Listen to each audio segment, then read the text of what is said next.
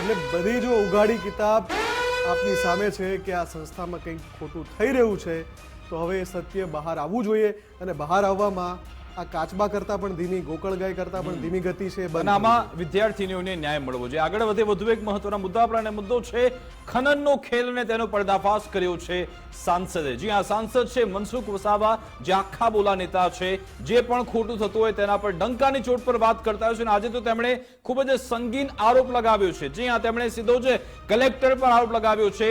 જે રેતી માફિયાઓ બેફામ બન્યા છે તેમની સામે તેમણે કહ્યું છે કે આ પોલીસ માફિયાઓને પકડવાને બદલે ભગાડી રહી છે. તેમણે ભરૂચ, વડોદરા અને નર્મદાના કલેક્ટર પર સીધો જ આક્ષેપ લગાવ્યો છે કે આમની મિલીભગતના કારણે આ રેત ખનન માફિયાઓ બેફામ બનેલા છે. કેટલાક એવા લોકો પણ છે કે જે ભરૂચની હદ હોય છે પરંતુ વડોદરાથી આવે છે ખનન માફિયાઓ, અને પછી ખનન કરીને ફરાર થઈ જાય છે. અને જે ખાડા પડે છે તેમાં 4 લોકોના મોત થઈ ચૂક્યા છે. આવનારા સમયમાં વધુ કેટલાક લોકોના મોત પણ થઈ શકે છે. તેમણે સીધું જ રોકડું પર ખાવ્યું કે રાજનેતાઓ, સીધી જ વાત કરી, કેટલાક એવા ભ્રષ્ટ રાજનેતાઓ, કેટલાક એવા ભ્રષ્ટ પોલીસ કર્મીઓ, કલેક્ટર, સાથે સાથે પ્રાંત અધિકારી, ખાણ ખનીજ વિભાગના અધિકારી અને આ ખનન માફિયા, આ બધાના નેક્સસના કારણે આખો આ કામ ચાલી રહ્યું છે, જેની હવે હું મુખ્યમંત્રીને રજૂઆત કરવાનો છું. મુફદ્દલ ખૂબ જ સંગીન આરોપ છે, કારણ કે 3 જિલ્લાના કલેક્ટર પર તેમણે સીધો આક્ષેપ લગાવ્યો. ગેરકાયદે ખનન ચાલવું એ આપણા રાજ્યમાં નવી વાત છે જ નહીં. એક આખું નેક્સસ ચાલે છે, ખનન માફિયાઓનું નેક્સસ છે, કાર્ટેલ છે, જે ચાલે જ છે, બધાને ખબર છે.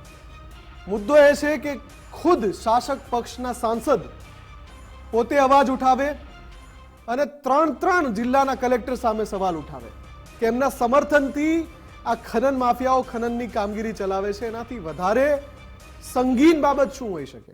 એક આમ નાગરિક કોઈ ફરિયાદ કરે, ગુજરાતનો કોઈ એક આમ નાગરિક ફરિયાદ કરે, ગુજરાતની કોઈ એક માધ્યમ ફરિયાદ કરે, ફોનલાઈન પર જોડાઈ ગયા છે, પણ સાંસદ પોતે જે રીતે ટ્વીટ કરી રહ્યા રહ્યા છે, ફોનલાઈન પર જોડાઈ ગયા છે, તેમની સાથે વાત કરે. મનસુખભાઈ, આપે જે એક્સ પર પોસ્ટ લખી છે કે ભાઈ આ 3 જિલ્લાના કલેક્ટર છે, વડોદરા, નર્મદા અને ભરૂચ, તેમના સમર્થનથી આ રેત માફિયાઓ બેફામ બન્યા છે, આપને કેમ આવું લાગી રહ્યું છે?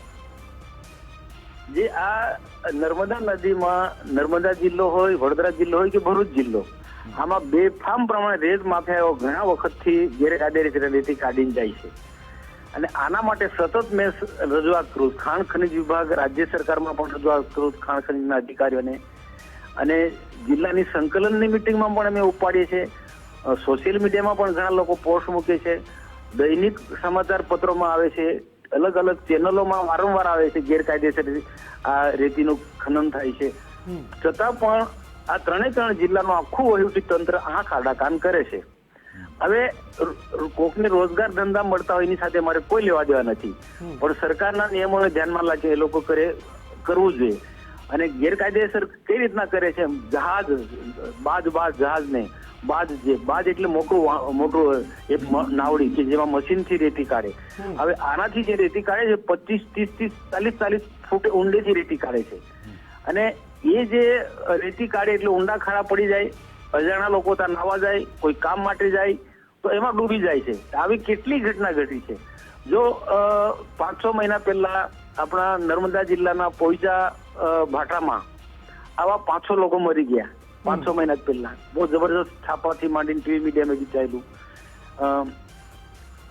પોઈચા ભાટામાં 5-6 લોકો મરી ગયા. સવાલ એ છે કે આપ પોતે, મનસુખભાઈ, મારો સવાલ એ છે કે આપ પોતે સાંસદ છો, આટલા શક્તિશાળી નેતા છો, પક્ષમાં પણ આપનો આટલો વટ છે, આપની પોતાની રાજ્યમાં સરકાર છે, કેન્દ્રમાં આપની પોતાની સરકાર છે, તો આ ખનન બંધ કરાવો ને સાહેબ, આપની પાસે તો છે પાવર.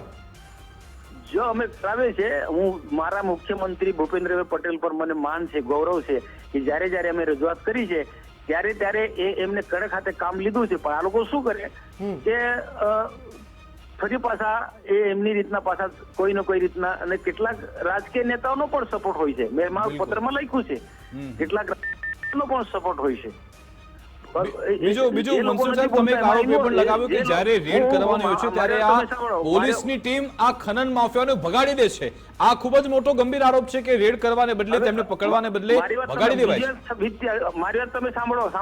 જી, હલો, હા બોલો.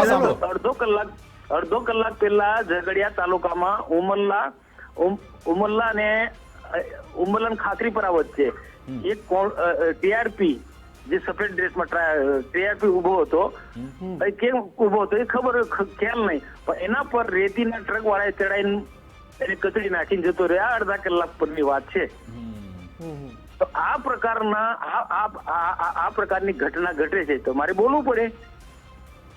આજે આવા તો આ રેત માફિયાના ડેમ્પર કેટલા લોકોને કચડી નાખે છે મહિનામાં 1-2. આ અડધા કલાકની વાત કરું છું. હજુ પોસ્ટ મૂકી 2 કલાક નથી થતા, તેમાં એક પોલીસ વાળાને, હવે પોલીસ વાળો કેમ ઉભો હતો એ રામ જાણે, એ હપ્તા માટે ઉભો છે કે પછી જે પણ કારણ, પણ એના પર પેલા ડમ્પર ચડાવીને કચડી નાખીને જતો રહ્યો. તો આવી ઘટના ઘટે છે આ રેત માફિયાના કારણે. બેફામ અંકારે છે, રોડ રસ્તા તોડી નાખે, રોડ રસ્તા કેમ તૂટે? આ લોકોના કારણે ઓવરલોડ ગાડીઓ ભરે છે. બિલકુલ બિલકુલ, અમને આશા છે અને વિશ્વાસ છે કે તમે આ મુદ્દો ઉપાડ્યો છે અને તમે મુખ્યમંત્રી સુધી આ પહોંચાડશો અને આ ખનન માફિયાઓનું અને જે આખું રાજનેતાઓનું, પોલીસ અધિકારીઓનું નેક્સસ ચાલે છે તેનો અંત આવશે. આભાર મનસુખભાઈ, અમારી સાથે જોડાવા બદલ, વાતચીત કરવા બદલ. તો મુફદ્દલ, ખૂબ જ સંગીન અને ગંભીર આરોપ લાગેલા છે આ ખાણ ખનીજ વિભાગ પર, આખા તંત્ર પર. હવે આ અહેવાલ મુખ્યમંત્રી સુધી પહોંચે તે પણ ખૂબ જ જરૂરી છે અને આ મામલે તલસ્પર્શી તપાસ પણ થવી જરૂરી છે. હવે આપણે અંત તરફ વળીએ, કારણ કે આ બધા ખૂબ જ અલગ અલગ મુદ્દા વિશે વાત કરી, પરંતુ જેમાં શૈક્ષણિક ક્ષેત્ર હોય, આરોગ્ય ક્ષેત્ર હોય, આખી સિસ્ટમ સામે જે સવાલ ઉભો થતો હોય ત્યારે તેના જવાબ મેળવવા જરૂરી છે અને જ્યાં સુધી જવાબ નહીં મળે ત્યાં સુધી ગુજરાત ફર્સ્ટ સવાલ ઉઠાવતું રહેશે. અમારી વિશેષ રજૂઆત મુદ્દાની વાત અંતર્ગત બસ આટલું જ. આપ જોતા રહો ગુજરાત ફર્સ્ટ ન્યૂઝ. નમસ્કાર.